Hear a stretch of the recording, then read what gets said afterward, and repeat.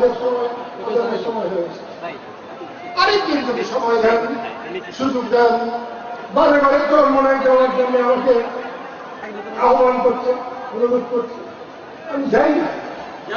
কেন যাব? গিয়ে কি হবে? আমাকে ডেকে এনে আমার সঙ্গে চলাফেরা করে কেউ হাসিনা, কেউ খালেদা জিয়া, আমার সঙ্গে সবাই প্রতারণা করে, সবাই প্রতারণা করেছে। আপনারাও কি করবেন? যদি না করেন অবশ্যই আমাকে পাবেন। আর যদি প্রতারণা করেন আমাকেও পাবেন না, বাংলার মানুষকেও পাবেন না। 2-1 লক্ষ মুরিদ একাত্র করতে পারেন, 2-1 লক্ষ মুরিদকে আপনি যুদ্ধ জয় করতে পারবেন। যুদ্ধ জয়ের জন্য লাগবে ইমান, সেই ইমানকে পাকা করেন।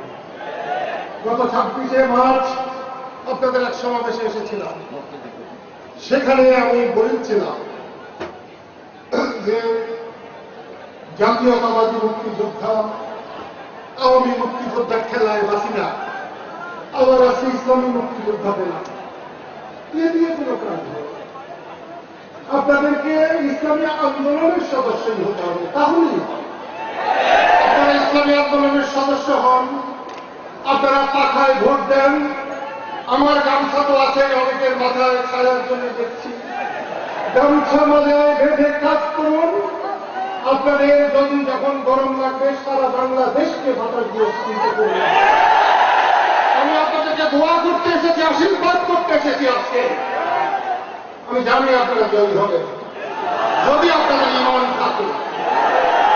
সেদিন জিজ্ঞাসা করেছিলাম আপনাদের কি ইসলামের